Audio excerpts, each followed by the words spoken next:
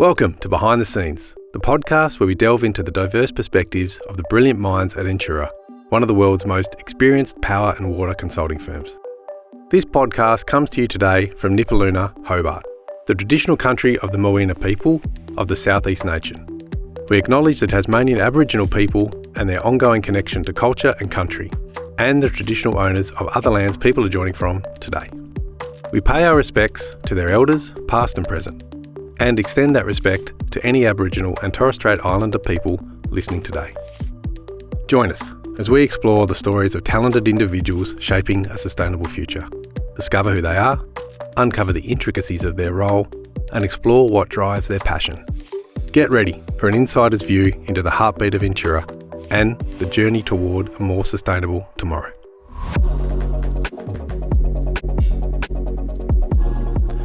Dr. Colin Terry is a Senior Principal Engineer at Entura, specialising in hydrology and hydraulics. A love of the outdoors and the natural environment, coupled with a desire to solve problems, led Colin to study engineering. His passion for water and how it moves grew as he studied and received inspirational mentorship, leading him to complete a PhD in three-dimensional hydrodynamics. Colin's passion for understanding patterns and scenarios helps clients make better decisions to maximise resources and keep communities safe in a dynamic and changing environment. Dr. Colin Terry, welcome to the Behind the Scenes podcast. Well, thank you for having me. Fantastic. First question is always the same. Who are you? I'm a civil engineer. I live in Tasmania and I've been around other parts as well, so it's don't consider myself to be just located somewhere, but I enjoy living in this wonderful place at the moment, and so grew up here, but I've lived in other places as well, and that's all part of who I am. So yeah, Tasmanian by birth, but I've been in other parts of Australia and New Zealand, and that's all kind of the journey, I guess. So, and I guess we're all part of our family as well. So my family have lived here as well. My backstory is I kind of grew up in this area of Tasmania, and that's a formative part of who I am. Going through school and then into university, were you always kind of drawn to the engineering, problem-solving, mathematical side of things? Was there a bit of a wonky path to get where you are? Well, a wonky sort of person, I guess you could say. There's probably a wonky path in there, but, well, I'm a nerdy sort of type of person, and it's sort of been a stronger part of my personality for most of my career and most of my training, so no surprises that in my early years then, yeah, I was drawn to maths and science, but engineering itself was something that I wasn't even aware of until mid-high school. So I remember quite distinctly a kind of that career decision-making process during high school where we have the career books and choosing based on what you think you are good at or what you might want to do in the future, where you might go. And you open the book up and it says, are you interested in the outdoors or maths? And these are all things I liked. And it said, well, you could be a surveyor or a forester. And I thought that sounded interesting. And then I quite distinctly remember a conversation I had with my cousin who was a year older than me, Simon, and he said, look, I'm going to do this thing called engineering. And I said, what's that? And he explained it. I said, yes, that's what I want to do.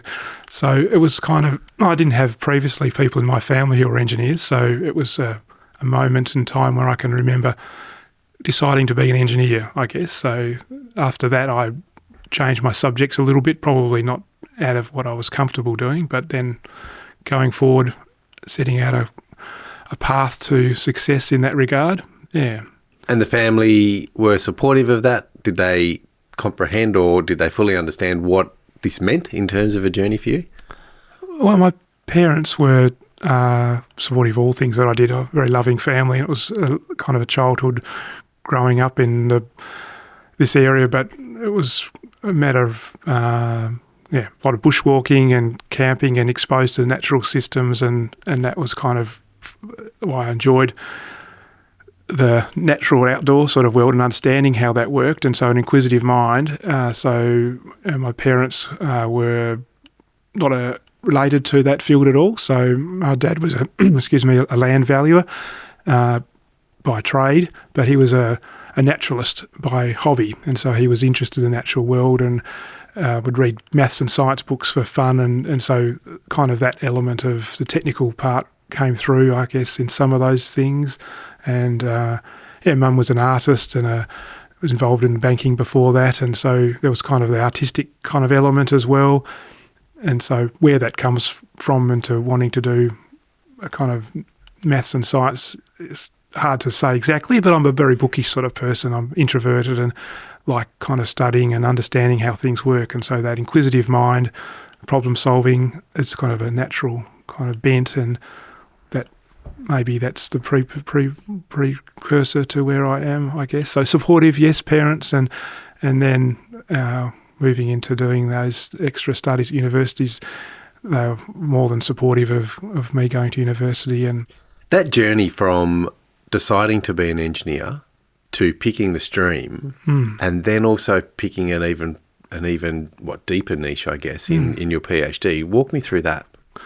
Well, I guess it's one step at a time, so generally not deciding everything all at once. And basically engineering as a vocation or a calling or whatever you want to call it it gives you a framework that you can take in lots of different directions. So in particular, the course that I did at the University of Tasmania was, and it still is to some regard, quite general to start with. So that means you're doing subjects which are common across all the different engineering disciplines, especially for the first 2 years. So I did some electrical engineering and civil engineering, mechanical engineering, and that meant that by the time I was specialising in civil engineering, I'd covered a broader range of things. And that, so there's, while you're thinking about decisions that you're making, then some of those things are incremental. The course allowed for that flexibility, and it meant that I was able to focus on the things I was interested in, and in particular water. So that became quite a strong theme early on in my engineering degree. I was interested, and then taking on the hydraulic subjects and the things that later on I specialised in, part of varying levels throughout all of my career, starting back there, and they come down to a general interest in the area, sort of from the natural world, but also inspired by particular individuals.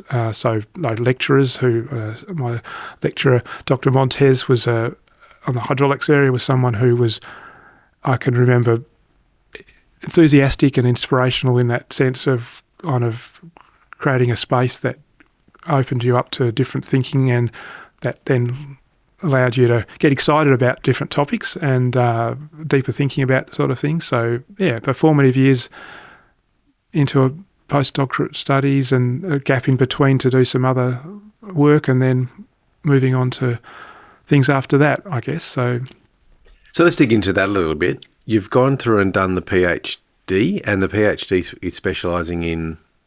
I was looking at Macquarie Harbour, and I was doing a particular study on the movement of water in Macquarie Harbour and the three-dimensional flows, circulation, and how that worked. So it was an investigation to the behaviour of the water body and sort of developing some software that would help me to do that, and using other tools. So it formed up my, sort of levered off from some work I did in my honours project, which was writing my own flood model, so sort of coding and understanding the sort of translating the theoretical equations into numerical solutions, and then a software package that people could be used in the sort of day-to-day sort of sense. And then PhD was a different water body and different maths and a different problem, but it was an investigation into how something worked. And then it was it was interesting, and got out of that a depth of knowledge about how these models work, and also it was kind of fun water body to understand better.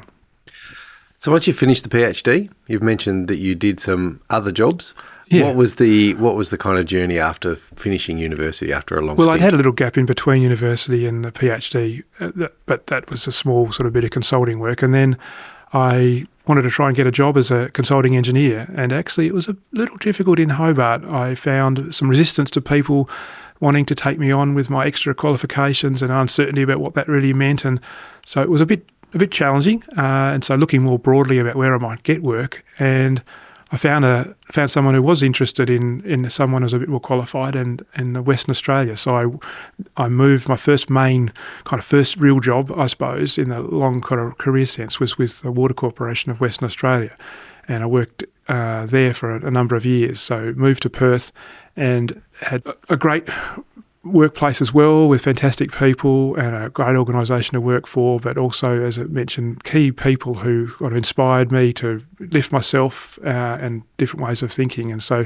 that was my first sort of long-term career, but still kept my hand in Tasmania. And so just for fun in my night time, I was consulting back actually to Entura. So I had touched base with the hydro earlier in my engineering studies. While I was doing my course, I did some placements during my summer holidays a couple of times with the hydro, and then, but then as I was in Perth, just to earn a few extra dollars on the side, I was doing some extra studies on the impacts assessment for the Basslink project. So I was looking at what the impact on the Basslink was on Macquarie Harbour. So I was able to earn enough for my first car. So that was good. That's always a wonderful milestone. Yes, that's right. So just unpacking a little bit about what you do. Yes. How do you take the learnings from understanding three-dimensional flows within Macquarie Harbour, apply that to a water corporation, and then how do all of those learnings culminate and be applied in the hydropower sense? Well, it's all about understanding how water works. Water can be good or bad in the right amount. So basically, if you've got just the right amount, it's the Goldilocks zone.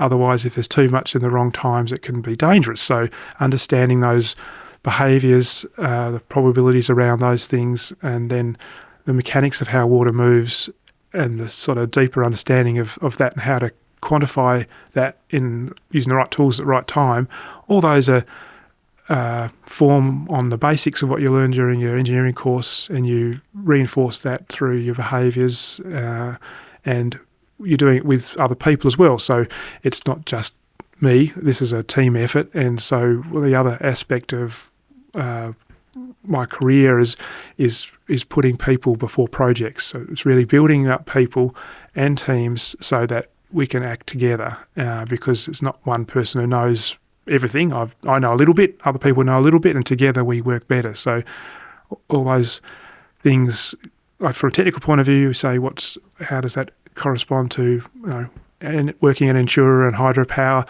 Well, it's the technical elements, yes, which is sort of a bit more obvious, but it's sort of how to behave in a group, in a team, such that you're mentoring people, getting people to culturally create a thriving environment, and those are all the other exciting elements of what we do. Yeah, I want to come back to the mentoring and teamwork side of things in a moment, because that's so far been a fairly common theme. But just going back to the technical aspects, why is it important that we have a deep understanding of how water moves? We're all kind of used to it. It's something we have in our everyday behaviour, a glass of water, and it's simple in some ways, but it can be complicated. And when those complexities arise, if we don't have a deeper understanding of what might happen, it's easy to gloss over them and get caught out. So that's why having that deeper understanding of I guess you'd call it the physics or the maths behind those elements, can differentiate somebody who's got a passing understanding of, kind of casual understanding of how water works in a sort of intrinsic day-to-day sense, versus someone who's got a deeper understanding about some of those mechanics, but also being able to quantify it in a way which can make engineering decisions. So how big does that pipe have to be? Well, we can't just say we need a pipe. That's a conceptual understanding. The question from an engineering point of view is, well, what's the least large pipe we can have? We can make a conservative assessment, but we want to make it just big enough so that we want to be sustainable, make a little footprint on this planet. So if we don't oversize things, we have more money and resources and less environmental impact to do other things. So it's kind of an optimization question. So it's firstly making sure the thing technically works, but also minimising and sort of reducing recycling and all those good things we want to do from a sustainability point of view. And how has the inputs that you provide changed over time? And specifically, I mean, as the climate changes and we experience different levels of probability events, how has that changed how you've had to approach things and what the outcomes and then the decisions that flow from that? Well, I guess the changing climate, the key message there is that the way we think about the inputs to our models has to be different. We have to think about the fact that assumptions of the past, where previously we'd used the past as a complete substitute for what might happen in the future, that's not true anymore. So we need to be a bit clearer when we're communicating risks, that the future is less certain, but we've got some understanding about what those scenarios might be. So what it might mean is that we have some different range of options. So instead of having one future, which was in the previous understanding just basically a copy and paste of the past, now we've got different futures. And so in terms of what we're doing differently now is that we look at a range of scenarios and then understand, depending on the risk appetite of the client or what the risks are for the costs, and we would then consider all of those scenarios, and that would then form an ensemble or a broader understanding of what the futures might be. So there's some more complexity with that, but we need to bring it back to a decision. So there can be a tendency to have more options, and you get paralysed by that. But you still need to make a risk-based decision. But your whole thinking is kind of a little bit more risk-based and less deterministic in that regard. So it's evolved over the last 20 years to be more, complex, but also more nuanced? Yeah, so there's always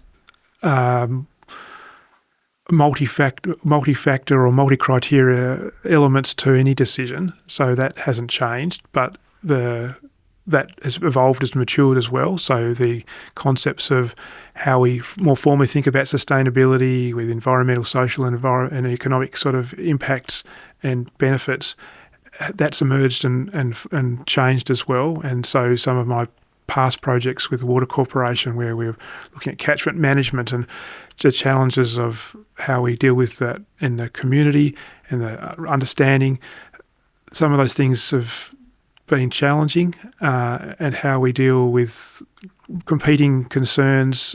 The climate is another factor in those challenges, and so that the frameworks have evolved, that we need to now, decisions are made of more engaging the community, and decisions aren't just taken in isolations by authorities in ivory towers, and that still can happen sometimes, but I guess there's a bit of maturity of decision making in projects, and how we incorporate the climate is part of that, and it's a continual development, and how renewable energy can help reduce those climate impacts as well. So it's two ways. There will be problems that we can't immediately solve, and there will be impacts, and there's a changing and emerging impact of the climate on the infrastructure that we have to deal with and size and design now as engineers. And there's also things that we can do from a climate point of view that we can help mitigate and reduce those things as well. So it's not just a one-sided discussion. We're just going to get bad and worse. There's things that we can help as well. So diving into a specific project, is there a project that you can kind of hold up as a proud moment that's really delivered for a community and made a real difference? I'm proud of many of my projects in the team. I think the Latrobe levee project, a flood mitigation, is a kind of a clear example where I've been a part of a team of people who have helped solve a problem that the Latrobe, this is Latrobe, Tasmania, in the northern part of the state, has had a problem with flood impacts and risks over a number of years. So it's been a town which is situated next to a large river, and that river, the Mersey River, has over the decades and a century or so has impacted the community, and developing solutions with our client, the Latrobe Council, and in conjunction with our internal team, but supported by other consultants, and in also conjunction with the contractor in the end as well. It's a collaborative effort to come up with a project that we're quite proud of. It's been a journey over a number of years, and I think a lot of projects are like that, where we do some initial studies which are of flood impacts assessments and options analysis, and that then sets the scene for what might be the right option, and then those are developed over a series of design iterations. So there's a funneling process between here's a potential solution. And that in this case here, after the 2016 flood, which was the most recent large impact at the time, there was a strong requirement or need to respond, and that was not just in Latrobe, but there was other impacts around the state. And so assessments were done, flood impacts assessments, calculations of the kind of options that we might have to reduce those, and then from that a preferred selection of a levy solution. And then we've taken that through a design process with further analysis, and that's been tendered out, and we've got some alternative designs by the contractor, Bridge Pro Engineering, who came up with an innovation for how that might be improved. And so then that's been redesigned, and now it's been built and commissioned. And so it's had a little bit of a flood, not a major one, but it's demonstrated that it's able to be worked, and that also that the operational procedures around all of that can be practical to the council to operate. Yeah, so those 2016 floods were quite devastating for the area, weren't they? Yes, there was a lot of financial impact, and unfortunately there was also a death of an elderly woman in that area, and those things are a tragedy and are undesirable. And so they're the sorts of things that we want to try and reduce the chance of those occurring. The solutions we come up with aren't going to solve all the problems of the world. There will be floods that are larger than the ones we've designed for. We've come up with a levy system which is in keeping with the scale of the town, and it will solve a similar flood that happened in 2016, but there could be rarer events in the future that will be larger. That's just the nature of the way that the climate works. It's a variable and chaotic system, and we understand the statistics around it. As I mentioned, the statistics change in the future, and the things we're expecting there to be more regular floodings with the changing in the climate, but having a facility like this levy system will mean that the town can sleep a little bit easier at night, and it was something that is not just a direct impact on the finances and the costs of that sort of flooding, but it's in terms of the community spirit and the sense of comfort that you have from being protected as well. So it's kind of a range of impacts or benefits that you get from this type of infrastructure. And then using that same approach, we touched on it a little bit earlier, but back into the hydropower industry, using those same sorts of models to understand what the inflows are going to be, and then what the likelihood of those big events in terms of managing the infrastructure. How closely are those two things related? The hydropower side, and also the flood protection side of things. Well, hydropower is all about water. So there's, as I mentioned earlier, there's the Goldilocks zone where you've got just enough water that you can get the energy and the yield from the system that you're designing. And so understanding what that reliability of the scheme is, that's something we need to analyse and work out how much energy we can get from that water resource. And if there's a large flood, though, we have to be able to safely take that water over or through the infrastructure without risk of the dam failing. And so we'd look at both parts of the thing. In particular, our team is looking at the impact or the consequence of there being too much water, and we do a lot of work in the dam break and consequence assessment. So this is a way of deciding or sizing how big our spillways of our dams need to be, and it's a critical element of that dam infrastructure, is to safely pass the higher flows where there's too much water to the downstream system safely without putting the dam at risk. And so that's the sizing of that spillway is a function of how big the catchment is, but also the risk of that infrastructure not working. And so the calculations are a technical one to do with a theoretical breaking of the dam. If it's just done in the computer program, we don't obviously want the dam to break, but we do this as an engineering assessment, and then we look at where that water would go downstream. And based on the impact or the risk to the community and the environment and the business, we work out how large a flood we need to cater for in the spillway. And so from my point of view, there's those technical elements, and some of those are to do with the water movement in a general sort of sense, and then there's sort of specific calculations to size the spillway as well, which are interesting and challenging, and that's where I really can have a happy place, I suppose. So when I can get into the details there and add some value, that's sort of enjoyable. I want to come back to the team and mentoring piece. We talked a bit about the wonderful mentors that you've had over your career, and I know that you are very much passionate about giving that back to other members of your team, and you've been a wonderful mentor for so many people. Just talk me through how you experience your mentors and how you use that experience to mentor others. Well, sometimes it's a technical expert who you just learn something from. Sometimes it's a way that person behaves that you pick up on some good approaches to discussions, or and sometimes it's not someone in your direct area either. So I guess there might be not necessarily a direct mentor, but an inspiration for how those people behave around you. So it's not always obvious how you're influenced by people. Sometimes I can remember a single conversation with another engineer from another organisation. It was an offhand remark that person made to me about some of the project I was working on when I was less experienced, and they were generous with their technical feedback to me about a project, and it helped me a lot. It didn't, for them at the time, it was an offhand remark, but it helped me a lot with that project. And that sense of generosity of sharing information to others, I think, is also part of it. So sometimes it's a kind of a direct conversation, but then a feeling that you want to also be helpful for other people, and that can be through a direct communication, taking someone aside and saying, here's something that you might find useful. Or sometimes it's a matter of giving back through a conference paper or a thought leadership piece, or other elements that we do to try and communicate more broadly with people. And all of those sort of things, you don't know exactly where those ripples will go, but in general, you know that if you're trying to be helpful with your heart in the right place, then there'll be some positive benefit from that. Yeah, couldn't agree more. The team that you have around you is filled with incredible people who are very, very bright and come up with some amazing solutions. How do you go about fostering that continuous learning and that innovation and that sharing of information between the team?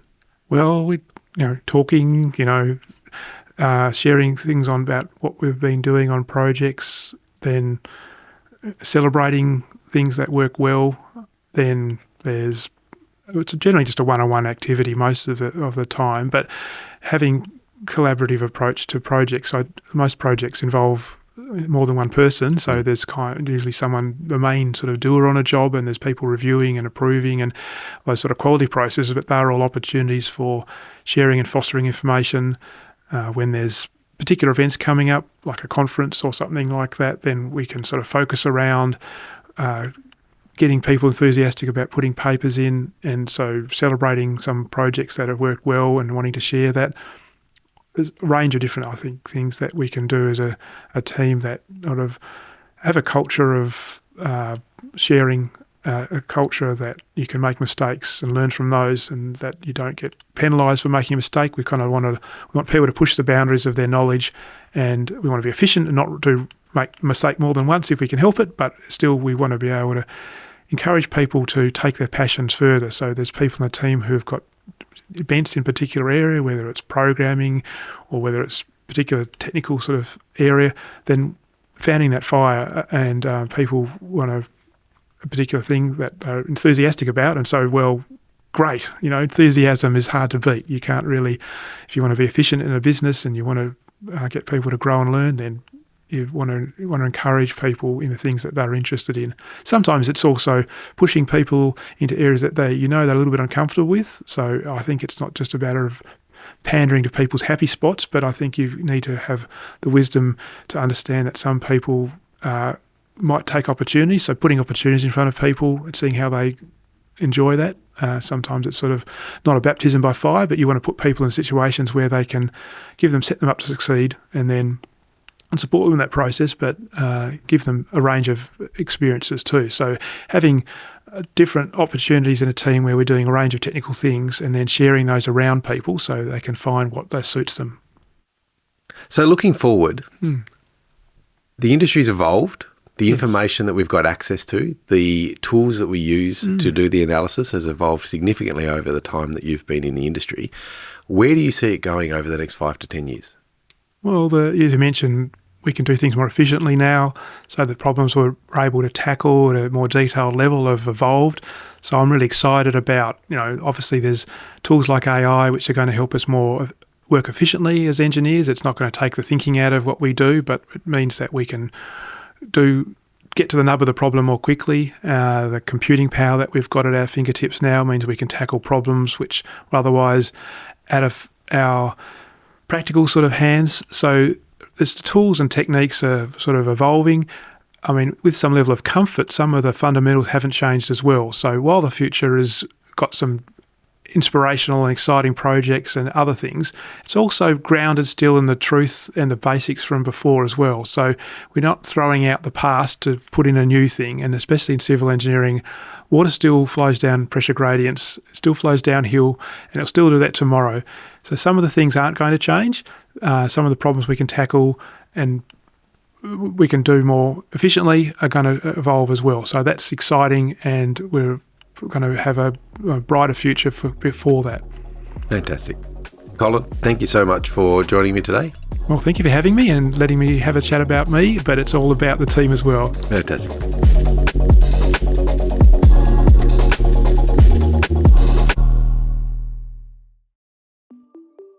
Thank you for joining us on this insightful journey behind the scenes at Entura. We hope you've gained valuable insights into the incredible individuals driving sustainable innovation. If you've enjoyed today's episode, don't forget to subscribe, rate, and leave a review. Stay tuned for more inspiring conversations as we continue to explore the people and stories shaping our sustainable future. Connect with us on LinkedIn and Facebook, and find out more about the work we do at entura.com.au. Until next time, this is Mark signing off from Entura's Behind the Scenes, where sustainability meets inspiration.